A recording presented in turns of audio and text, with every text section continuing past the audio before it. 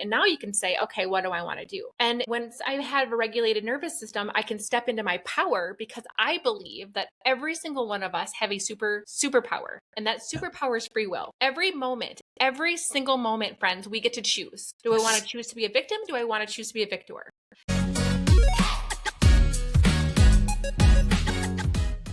Hello and welcome to the Best You interview series. It's Gary here again. Thank you very, very much as always for taking the time to join me. And today I'm absolutely delighted to be joined by motivational speaker, author, podcast host and peak performance coach, Dr. LaChelle Wieme, who is here to discuss how she helps ambitious women move from overthinking to confident, aligned action. Dr. LaChelle is the founder of I Am Life by Design and host of the Spiral Up podcast, where she teaches women how to build clarity, courage, confidence, and consistency in both business and life. Her work integrates brain science, faith, and high-performance habits to help people break through fear, trust their intuition, and step into the life they know they were created for. A former professor and researcher for the Mayo Clinic School of Medicine, Dr. LaChelle left her 20-year anesthesia career to make more money, to create more impact and spend more time with her family. And through coaching, consulting and leading entrepreneurs since 2016, Dr. LaChelle recognised the three things that hold people back from success: a lack of clarity, lack of confidence, and a lack of consistency. And in 6 months, Dr. LaChelle takes clients, businesses down to the studs and helps them build their business and life by design. I have been given permission to refer to Dr. LaChelle as LaChelle from this point forward, and I'm delighted to do so. So LaChelle, thank you very, very much for taking the time to join me today. Oh my goodness, Gary, I could not wait for our conversation ever since we very first met. Like, you are on a mission to help the world be better, and I'm just so glad to be here. Me too. As I love to do at the very beginning is to get a little bit of a sense of understanding. Obviously, I said a wee bit there in terms of the bio. You had your initial career and then you decided that there was something else out there for you.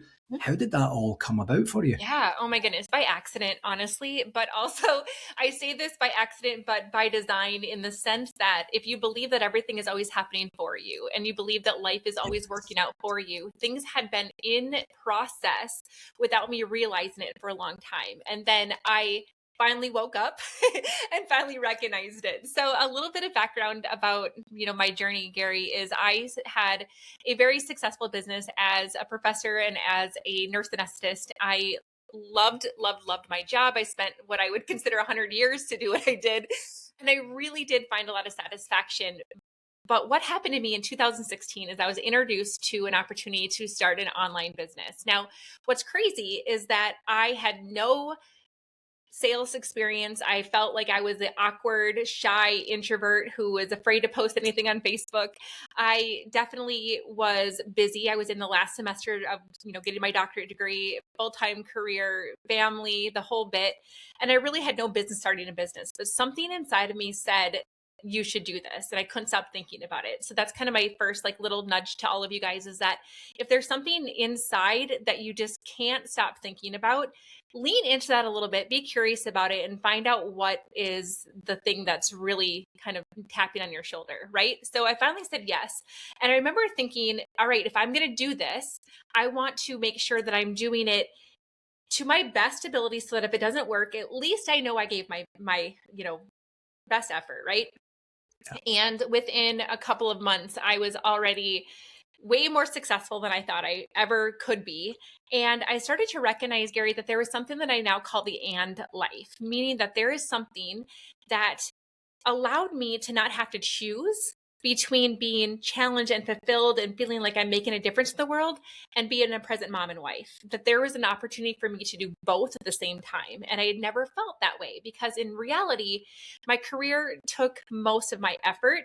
I was the mom that, tore into the daycare center at 1 minute before it closed, hoping that I wasn't going to get charged for extra time and feeling guilty about it. And really just climbing all of these ladders to try to feel important, feel good about myself. Honestly, now that I look back on it, it was really just a sense of proving my worth to myself. And this business really opened my eyes, because any of you guys who are in business, or those of you guys who are in the professional background of growing professionally and applying for the promotions and doing the things, that comes with kind of personal development. So I always say entrepreneurship is like personal development with a paycheck. And I realized that not only was this and life possible, but it also started to allow a lot of introspection into me, into why I was wired the way I was, why I felt out of balance, why I felt like I had to constantly prove myself through degrees and jobs and committees and all the things, and really tap into really who I am at my core and how I can live that life with the most alignment and vivaciousness and impact and freedom that I possibly can. Incredible, absolutely incredible. So you got introduced to the potential for doing a business, Yes. or for creating a business, Uh-huh. and that's so you have this voice, Yeah. or narrative, however it's explained or Yeah. described, Yeah. and you still have to listen to Yeah. that, and then you still have to act Yes. upon what you're hearing. How, Yes. how did that manifest? Because I know for some that's the Yeah. very, very difficult part. Most people, when you put out that call to action there, most people would be kind of like, yeah, I've kind of got that, but it's not the right time right now, No, taking right. the Oh my time for gosh. your own life. You're so right on, because I think that so many of us have big butts and I cannot lie. like that was me. I would do this, but I would quit my job, but I would say yes to this, but right. But I'm not ready, but I need another degree, but I need the certification, but I need to make sure I make this much money first, but, right. And so that was absolutely me. There were lots of buts. I had lots of big butts. And I finally just had to consider, like what is fear? And I had to really dive into this, right? So what is fear? And fear is really just our preconception that we aren't going to be able to handle whatever it is that we're afraid of, right? And so once I acknowledge, like, the worst case scenario is I start this side gig that I've invested $1,000 in, and it doesn't go well. Okay, then what? I'll pick up a couple extra shifts at work. Like, let's just get real about this, LaChelle. Like, what is the biggest thing that could happen? And I really allow myself to acknowledge the fear in it and say, okay, if the worst thing happened, what would you do to handle it? And I was able to really acknowledge myself that I can handle this. This is not as big of a deal as I'm making it, and allow myself to follow that nudge, right? And I think that oftentimes we let these big butts get in our way, Gary, because we make them really, really big. And in reality, I believe that everything that I have done and everything that I've accomplished since I've been more, I guess, awakened to my own potential, is that it doesn't come with like this giant manual, or it's not this beautiful big roadmap. It's one tiny little step at a time, one next aligned step, one next aligned step, one next aligned step, right? And then just take it. And I'm like, oh my gosh, I didn't die. Nobody spontaneously combusted. I used to think, I mean, this is the real fear. I felt like if I was, because I did all of this alongside of my career, right? For the longest time. And I was afraid, like, what if I post about my business on Facebook and somebody that I know runs into me at the grocery store? What if they run the other direction and don't want to talk to me? Like, that doesn't make any sense. Yeah. And I'm like, look at that. Nobody ran away from me. I'm going to be okay. Like, just the things that we make up in our minds. And so when you take one tiny aligned step and you're like, okay, wait, that that went okay. So now I'm going to take the next little aligned step, right? And then I'm going to see what happens there. And I think that's the beauty of this, is just knowing what the next tiny step is and then just doing it, because confidence is actually created from action, not the other way around. Oftentimes people think that they have to be confident first and then take action. And that's not the case. It's taking the aligned action and saying, okay, what did I learn? There is no such thing as failure if you learn something, right? There's always a gift in everything. So, okay, awesome. I just did that. Do I like that? Do I not look like that? Did that go well or did it not go well? Okay. Well, I'm going to do that again, or I'm not going to do that again. And you just allow yourself to just take those inspired actions over and over again, right? And you mentioned the word aligned, and I'm going to say that, like, I work with a lot of high achievers, and as a self, proclaiming high achiever, oftentimes what we'll do is we go all or nothing, like balls to the walls or nothing at all, right? And Yeah. so like we're all in.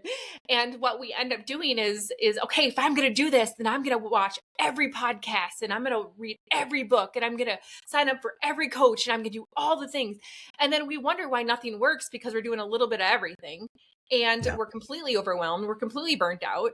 And so this is where the aligned part of it, this is the nudging. And when I said, I kept thinking about this, starting this business originally, it was like just it would pop into my mind out of nowhere, or I would be on Facebook and something else would come up to make me think of it, or a conversation that I had with a friend would make me think of it, right? So there's lots of little nudges. So that's what I mean by aligned. It's like things, little serendipitous moments come into you that you can't ignore.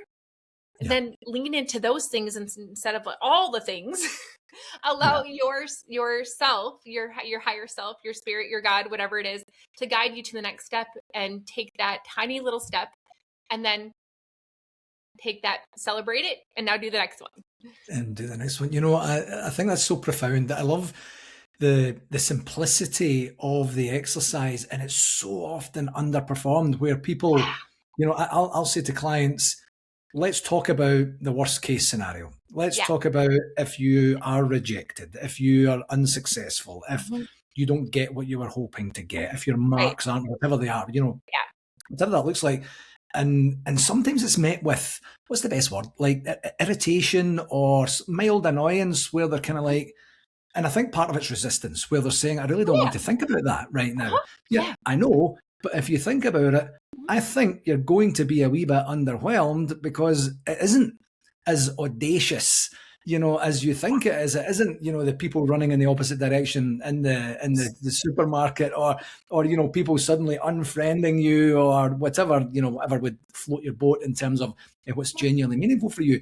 And that kind of underwhelming, where you're kind of like, oh, actually, well, some people would say, you had a chance and you blew it, or you look at ideas above your station, whatever it is. Most people don't say that to other people. They just think it, or maybe talk behind your back or such. I recall back in 2000, at the early 2000s, I was in the process of immigrating to Canada, and my best pal, at the time was kind of like, what are you doing, man? Why are you doing it? And it was kind of like an aggressive question, but he was genuinely trying to understand, and he's like, and I said, see, the thing is, and I think it exactly talks to the points that you were just making. I says, if I go there and I say, right, this is the actual move. I'm not on a 2-week holiday. I am actually moving, and I am trying to find some work, and I'm trying to find somewhere to live, and trying to, basically, get myself ingrained in the lifestyle. And if I go there in 6 weeks' time, I just suddenly have a feeling that I've never had before, which would be homesick, because I was never away from home that often to have the homesickness. Then I'll come back. But the thing is, things are different because I've learned. And I've learned what's good for me, what's not good for me, how I acted and reacted in certain circumstances and situations, how I can use that for the benefit of myself going forward. So I can't see in any endeavour a downside to the learning, exactly like you spoke about earlier there, to get that opportunity to say, this is what I hope it's going to be. Hope isn't a strategy, of course, but it's anticipatory, and I'm looking for that opportunity to give myself opportunity, to be able to say, I'm actually easing into that. And one of the key things, I know you didn't actually say this, LaChelle, but one of the key things I think you need to be okay with is, I don't know. Oh, yeah. And so saying, here's what I do know. Here is that next micro step. Here is possibly the step or two after that, should those bear the fruits that I'm hoping they're bearing. After that, I don't know. We will figure it out the closer we get to that. Yes. And some people don't sit with that too well. Has that been your experience too? 100%. And it really comes down to that. It's fear, and it's fear of a lack of control. Right. Yes. And again, it very basic comes down to, I can't handle it. Right. So if I don't know, I lose control and I won't be able to handle it. That's what they're afraid of. Right. And I think that your example was so perfect, because when I left my career, my full-time career in anesthesia, that was a big deal. Like, I'm the breadwinner in my house. In the United States, teachers don't get paid what they should get paid. So my husband is that, very monetarily undervalued as a fifth grade teacher. And I'm the breadwinner, right? But I recognize, and one of my friends helped me to see this. She's like, is this a one-way risk or a two-way risk? Meaning that if I leave and it doesn't work out, can I come back? And I'm like, well, absolutely. I mean, they'd give me my job back in a heartbeat. Yeah. Okay, so then it's a two-way risk. Like you can always come back, right? Yeah. It's not like never ever again, you're done. You can never do anesthesia again. Like that was not the case, right? And so I was able to lessen some of the catastrophizing that I was going on in my mind, and I was like, all right, let's do this. And I think that you're so right on with that, because we essentially have a fear that we won't be able to control it and won't be able to handle everything that's happening. And it's very valid. I mean, I don't think either one of us, you or I, Gary, can say that we've never been afraid. I'm afraid of stuff all the time. Yeah. It's just a matter of getting myself to take action regardless if I have fear at the moment. Yeah. And really embracing it. It's part of the human experience. It's part of the human journey to have Yes. these apprehensions. And Yeah. sometimes they're appropriate, sometimes they're inappropriate, sometimes they are just right on the money. But Right. it gives you that Yeah. opportunity to say, I care enough about this to have these thoughts and feelings about this. I'm going to work through them. I'm going to take the information that they're giving Right. me Yeah. and find out, right, why would that suddenly be a big deal? Why am I really tripping about that? I don't Right. understand what this looks like. And then the more introspection that you can Yeah. really introduce Yeah. to genuinely It's listen to what that looks like. 100%. And Gary, when we're talking about this, it really brings me into this really cool awareness that I've had since you and I first talked. I've had this complete paradigm shift in the way that I help my clients, the way that I act myself. And it all comes down to identity and who we're being in the moment. Right.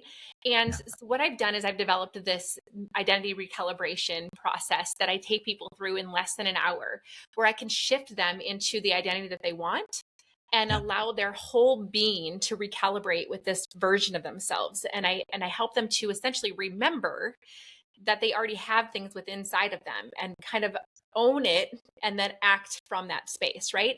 But what's so interesting is that every single one of these identity recalibrations that I've done, I will ask the person when they are really embodying the version of themselves they want to be, how does that person make decisions? And every single one of them, without fail, has said they make decisions clearly, they make decisions easily, they make decisions promptly, and they know they can handle it if things don't work out exactly the way that they thought they would. And it was like so instantly delivered, because they just knew that this is the version of themselves that made that decision, would make decisions like that. And it was Yeah. like the identity piece has been the missing piece. Gary, I got to just tell you, like, it's kind of been blowing my mind. My entire career, I have essentially been helping people with their big butts, right? Like literally, like, okay, what are the excuses? What are the roadblocks? What are the mindset blocks, limiting beliefs that are holding you back from being and doing what you say you want to do, right? And what I realized is that when we focus on what needs to be fixed, when we focus on how to fix that, when we focus on the root causes of those traumas or those beliefs or those, whatever the programming that happens, what we're doing is we're re-energizing the problem. We're re-energizing the part of me that I don't want to be. And you probably heard the term where our focus goes, our energy flows. Have you heard that Yes. before? Yeah. Definitely. And so I'm like, okay, well, why in the heck do I keep re-energizing the parts that are broken in people? Why do I keep energizing what they want to fix? Why am I keep trying to fix a problem instead of, how about we shift you into the identity of the person that you want to be and allow the source code in which you're operating from to be from the identity? Can I explain that a little bit? What I mean by Yes, that? please. Yeah. Okay. So you and I we geek out on stuff. Like we love the same stuff, right? And so you and I both have been taught that our thoughts create our feelings create our actions, our action create our results. Like it's a very common, thought process in personal development, right? And so it's 100% on point, right? If I think thoughts that are associated with anxiety, I'm going to feel anxiety. I'm going to act sheepishly or not make decisions or, be awkward. And then my results, of course, are going to fall in tow. If I show up confidently, if I talk to myself with kind thoughts and pump myself up, I'm going to feel that confidence. I'm going to behave in a manner that is confident. I'm going to see the results that are going to line with that. That makes sense. The problem with that methodology, though, is that too many of us, myself included, for a long, long time, allowed for the foundation to be built on that to be so impacted by the results. So what do I mean by that? I mean that I can say all the affirmations. Do you remember in the 90s, did you ever watch Saturday Night Live when you were in Europe? Like there was a skit that was Richard Small or something Smalley, like, I'm good enough, I'm smart enough, and gall darn it, people like me. You're like, it was just like this, you made fun of these affirmations, and we can say these things to us and we can get ourselves pumped up, but the moment that the results don't follow, or they take their sweet time, or somebody says no, or whatever the case may be, it brings you back to these thoughts of like, maybe I'm not cut out for this, and this is harder than I thought. And then guess what happens? Then I feel like that, and then my actions are gonna. So we basically create this whole foundation that is shaky, because if the results don't get where we want them to be, you don't get the promotion, you don't get the sale, you don't start the book or get a bestseller, whatever the case may be, it impacts your thoughts, and it impacts then the down spout of your feelings, and then your actions, blah, blah, blah. And it becomes a self-fulfilling prophecy. Okay. Yeah. So we in the personal development space have been taught to focus on the thoughts, to focus on the feelings, to focus on the actions, to focus on the results. And I will use things in every single one of those areas with my clients, 100%. So I'm not saying they're bad. I'll look at the strategy as the results, like, okay, maybe we could try this, or maybe we should measure this, right? When it comes to action, I'm like, hey, let's be more consistent. Let's come up with some automations or some systems, right? When it comes to feelings, I help people regulate their nervous system. When it comes to thoughts, I do create brain science, oriented mindset work and reprogramming of the brain thoughts. All of those are important. But at the very beginning of all of those things, if you think about the domino, is the identity piece. So if I believe that I am capable, I believe that I am, right? I am somebody that is making a difference in the world. I am the premier authority on identity shifting in the world, right? Like I believe that is my identity. That means that no matter what results or how fast or slow those results take, the identity, the source of who I am at the core, isn't impacted as much, because the world needs to recalibrate. The divine timing is always perfect, but I have to know in my soul, in my spirit, that this is what I'm supposed to do in order for everything else to be stable. Does that make sense? It does indeed. It does indeed. The one thing I'm thinking about is, how can you manage to do that in 60 minutes or less? it's honestly, like it was a combination of all of these different modalities that I've learned over my career and a download. And I say that people will be like, what the heck's a download? And like, it's literally like a thought that comes in. You're like, I've never thought about that before. Where did that come from? I'm curious about that. Right. And so I literally just had these thoughts. I'm like, I've been energizing the wrong thing. And I have techniques that I use. I can tell you. So what we do in these sessions is I help them to set their intention, right? So who do you want to be? So somebody will come to me and they'll say, I know that if I was only confident, then I would be able to make this decision. I would be able to quit my job. I'd be able to, whatever. I'd be able to talk to this person. So this is the identity that they're choosing. Like, I want to say I am, and truly believe it in every single cell of their body. So they pick it, right? So then what I do is I help them to remember. Now, this is going to be kind of fun, but we have parts of our body that hold on to programming. And what do I mean by that? Gary, you might have had, do you believe, let me ask you this, do you believe that limiting beliefs can be passed down from our ancestors? Yes. Yeah, right. So even if we just think brain science wise or modeled behavior wise, but we also, people don't realize that energetically, there are things that are attached to to the genes that we get inherited from. So if you inherited all the crap from your parents and grandparents, why couldn't you also inherit their best features? Yeah. Right. And so what I do is I actually allow them to get into, we use something, there's a brainwave that you can get to called theta. And theta brainwave is kind of the in-between between awake and sleepiness. So it's almost like awake hypnosis. And what I do is I help their consciousness take me to either a memory of an ancestor where they were really embodying that confidence, for example, like when they were, feeling that, or themselves in their own lifetime where they remember that, right? And so they are able to recognize that it's not just I'm becoming someone, it's I'm remembering who I've always been. And there's a difference, because when I remember, then I already am, and therefore I can act and behave from that space, right? And so it's been so freaking cool. Like I've had people that have literally been in, like they're having memories from their grandparents' house, but long time ago. And they were like literally in her grandma's like lived experience.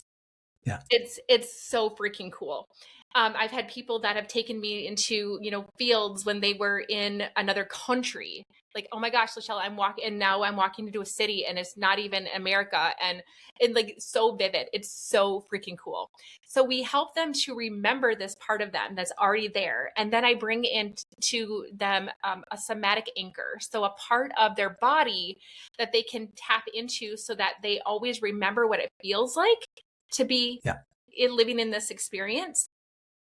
And then from there, I do a little bit of subconscious reprogramming, and we tap into how to apply that to the future version of themselves. So I have them envision the future version of themselves and how they're standing and how they're behaving and how they're dressing and how they're carrying themselves. And it's so freaking cool, because it's everything that's guided by them and their own consciousness. And I just get to be along for the ride.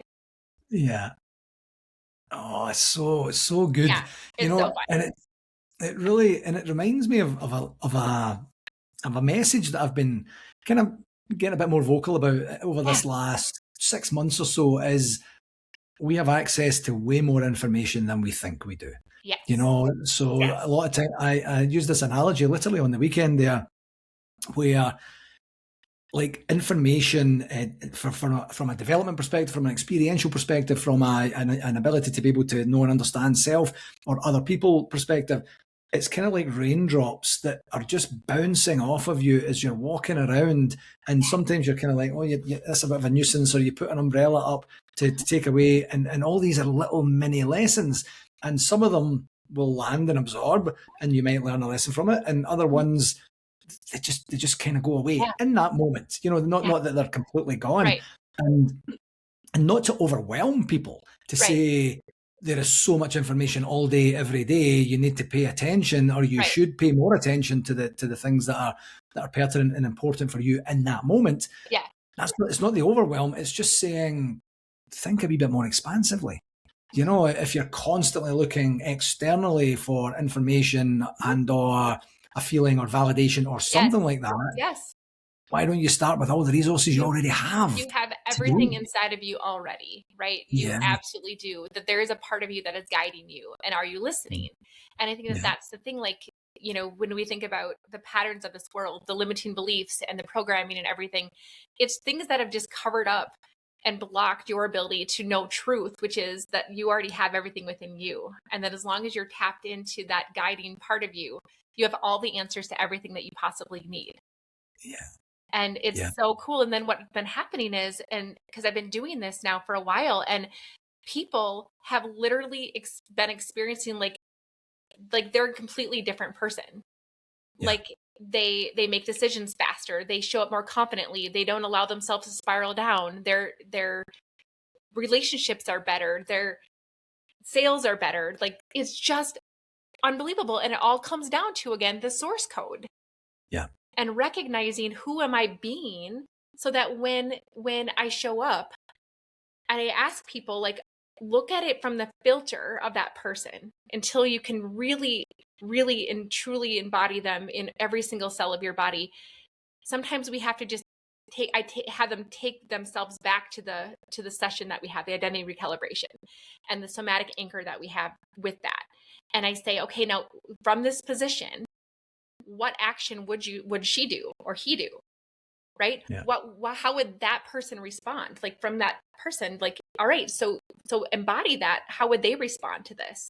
How would they respond to your spouse? How would they make that decision? If you got up in the morning and this happened, how would they react?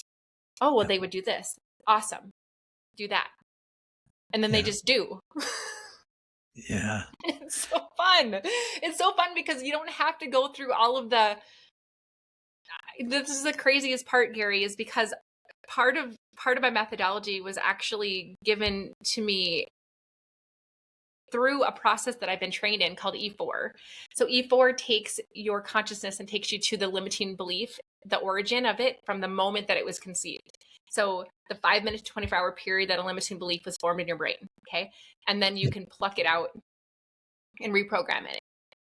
And it's so interesting because now I do that, but instead of going to the limiting belief, I go to who they want to be. Yeah. And I'm like, why did I think about this before? Like, why do I have to go into all the trauma? I mean, I shifted trauma. I was able to get to the root. I could shift it very fast, but it's like, there's a version of you that has already been healed from all of that. There's a version of you that is already behaving and acting and making decisions and having the relationships that you want. Are you tapping into that version of you? Because when you act as if you're that person, everything else will start to fall in alignment. But it's where you are in the in-between where really my program is helping people, because you can shift into that reality, but it takes the rest of the world to recalibrate a little bit longer, right? And so then we start to doubt ourselves a little bit. So it's like, okay, well, how can I help carry you in that calibrated space until the rest of the world catches up? Because it's already there for you. Yeah. And I think the great thing is as well, also tapping into the experiences that you've had, you know, your ability to be confident, to be resilient. You've already lived through certain things. Yes. Why would you not use that information for your own good today, tomorrow, the next day, and thereafter? Exactly. To say, you know, that wasn't a wasted experience. Yes, it was difficult at the time. Here's what I learned in the moment. Here are my memories and my learnings from that point for, you know, and taking it from there. So it's just, it's that abundance once again that we have, that we have with this recalibration exercise from an identity perspective, where you get that opportunity to say, surprise, look what you have already. Right. You don't have to go buy it elsewhere. You don't. I mean, there was one woman that I think of right off the top of my head when you were speaking, and she was able to go back to a memory of when she was 16.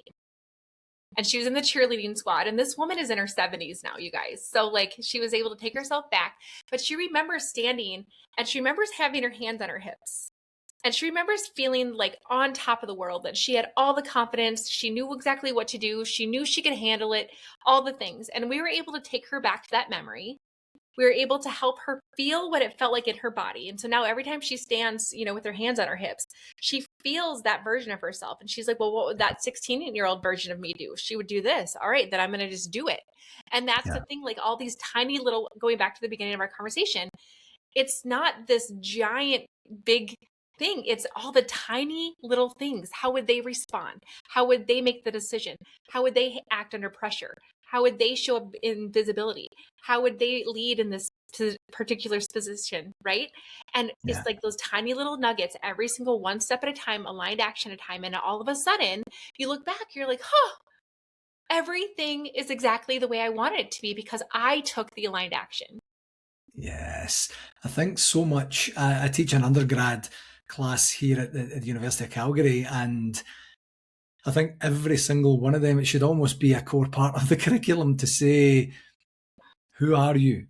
You know, and why and how are you the way that you are? Is that serving you for right now? If not, what do you want to do about that? Because we have conversations, it's a career readiness class. Like you're just about to graduate, so how prepared are you? How you know, how much of a positive condition are you in right now? And some of these students are stressed out because that's part of the student experience for that particular time. But some of them are kind of beyond stressed out, where it's not healthy, it's not Yeah. driving, it's not motivational and Right. things like that, Yeah. because it can be quite overwhelming. Yeah. They have student loans, they have had 3 jobs, they have the study Yeah. patterns, they Yeah. have a family, Absolutely. whatever Yeah. that looks like. So that ability to be able to say, who are you? What are you doing? Is that serving you? Is that giving you that opportunity that you really truly want?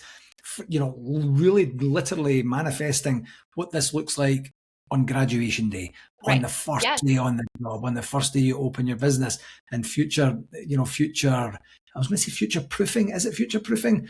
Future manifesting for sure. Yeah. That ability to say, if not me, who? Yeah, it should be me. 100%. I mean, there's a couple of things that you said in there that I want to just acknowledge real quickly, that our brain does not know the difference between what is real and what is imagined. Our mirror neurons do not understand. So when we visualize that part of ourselves, when we visualize ourselves getting our first paycheck, right? And with your students, when we visualize yourself walking across that stage on graduation day, when you visualize who you're going to call the moment that you land your dream job and how you're going to celebrate, right? Your brain goes back to now remembering instead of trying to create something that isn't there, because you're remembering by rehearsing in your mind what you want to see, right? I also think that you said something that I think is really important, because a lot of times when people are in the personal development space and we're spiraling down, my program is called Spiral Up, because I want people to understand that there is an opposite. But when we spiral down, it's literally because we have gotten into this dysregulated nervous state, and our brain does not have the ability to think clearly. Our brain literally diverts blood flow from the frontal cortex of our decision making and our logical thought, and it puts it back into the part of our brain that is going to help us run away or freeze, right? And so if you feel like, gosh, I already know all the tricks, I've already listened to the podcasts, I've already read the books, and I still find myself spiraling down, stop shaming and guilting yourself. Just giving yourself a little hug and self-assurance to say, hey, I just didn't think about it from a regulated space. I was still stuck in my dysregulated space. So what does that mean, right? The moment that I can calm my nervous system down, it allows the blood flow to go back to my prefrontal cortex. And now I can think clearly and say, okay, well, who do I want to be? So how do you regulate your nervous system? Breathing, deep breathing can activate your vagus nerve. I also, this is a really, really simple one, but if you breathe, and allow your, I'm gonna do this on the show right now, if that's okay. But it's like, if I'm like trying to activate like a garbled almost in my vocal cords, that also will activate my vagal nerve. So just breathing with like a garbled in the back of your throat. Nobody even needs to know you're doing this, you guys. But what you're doing is you're getting your nervous system calmed down enough for your blood flow to go back to your part of your brain that can think logically. And now you can say, okay, what do I want to do? And once I have a regulated nervous system, I can step into my power, because I believe that every single one of us have a superpower. And that superpower is free will. Every moment, every single moment, friends, we get to choose. Do I want to choose to be a victim? Do I want to choose to be a victor? Do I want to choose to be allowing myself to be the subject to all of the things that make me anxious? Or am I going to choose to figure it out? Am I going to choose to be anxious, or I'm going to choose to find ways to calm myself down and to make solution-oriented decisions, right? And we always get to choose. None of us are victims to anything that unless we've given away our power to them by making the decision to give away our power. Yeah. And so I just want to just encourage all of you guys that you get to choose. And sometimes when it feels really hard to choose, this is when you get to just give yourself a nice little big breath. And, I talked about affirmations a couple of minutes ago, but I honestly do have 3 favorite ones, Gary, that will cover every single limiting belief I've ever heard. You want to hear them? Yes, please. Okay. I am safe, I am capable, and I'm worthy. Okay? Love it. Okay? Yep. That's it. I am safe, I'm capable, I'm worthy. So if you are freaking out because of your student loans, if you're freaking out because you think you want to quit your job, if you're freaking out because you have to do this sales call, okay. I'm safe. I am in my office. I'm not being chased by lions. I'm looking around. Yep, I'm safe. right? I have a roof over my head. I have money in the bank. I have food in my belly. My family's safe. I'm safe. Okay, I'm safe. I'm capable. Hell yeah, I'm capable because I've proven to myself that I'm capable. I've done this, this, and this. Okay, I'm capable. And I'm worthy. I'm worthy of good things. I'm worthy of everything that I want to manifest. I'm worthy of a good life. I'm worthy of this sale. I'm worthy of this job. And if you have to repeat, I am safe again, do so. But now it's like, okay, all right. Now what am I capable of? What do I want to do? Let's do it. And from the identity of the person, and if you haven't had a recalibration session with me, think about somebody in your life. Maybe it's somebody that you've been watching Gary for years and you're like, I want to be like Gary. Right? Like this guy has his stuff together. I want to be like Gary. And you think, well, what would Gary do in this situation? What would Gary do when he needs to make these decisions? What would Gary do if his spouse just said that to him? And I want you to emulate somebody that you respect and play the game. Well, what would they do? And take that little nudge action and find out that over time, you guys, like things are going to shift big time, big time. Oh, I love it. I absolutely love it. And yeah, you're right. As you were chatting there, I was thinking about the affirmations, and that would encapsulate every single limiting belief Yeah. that you possibly have, and the ability to have that honest, open conversation with yourself. So back to choice, as you know, this is called the best you. And from a choice perspective, what's one regular practice that LaChelle has that gives you the best opportunity to be the best version of yourself each and every day? I mean, I think we've been talking about it this whole time, right? Is act as if. Like really Yeah. finding that part of you that who do you want to be? Because Yeah. friends, it's not about doing. It's not about if I do this, do this, do this, do this, do this, do this, do this, then I'm going to have what I want. It's not about that. It's about who you're being while you do it, right? And it's Yeah. not about having, because if you wait till you have the confidence or you have the money or you have the whatever, and then you're going to sit in over analysis forever. So Yeah. who do you get to be in order to do what you need to do to have what you want to have? And so I ask myself, who do I want to be right now? And my little thing, you guys, I'm just going to tell you. So there is in my like vision, my identity piece is she's the queen.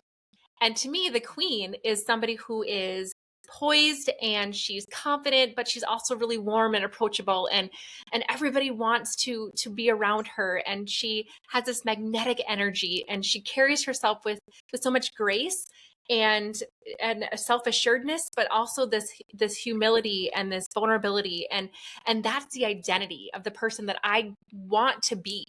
And so when I think about, okay, LaChelle, are you being in your queen energy right now? And one of the coaches that I've worked with, she actually describes this as, and I apologize, you guys, if this is a little harsh language, but I actually like the harshness of it because it creates a little bit of disruption in our nervous system. Like, wait, I don't want that. But she called it the prostitute energy. Oh, wow. So the prostitute is somebody who is constantly trying to give up something of yourself in order to be liked, to be approved of, to be worthy. You're constantly making decisions that are not good for you, but are better for other people. You're trying to prove something. You're trying to earn something, right? And so when I make decisions, am I being the prostitute or am I being the queen? Am I saying Yeah. yes because I want to, or am I saying yes because I'm afraid, right? And so when I get to just be the queen, and how would the queen respond, and how would the queen make these decisions, and I just got to tell you guys that once you decide who you want to be and you show up as him or her every single moment of every single day, I promise you that everything will start to align in your favor, and you will start to see manifestation happen faster than you've ever seen it before.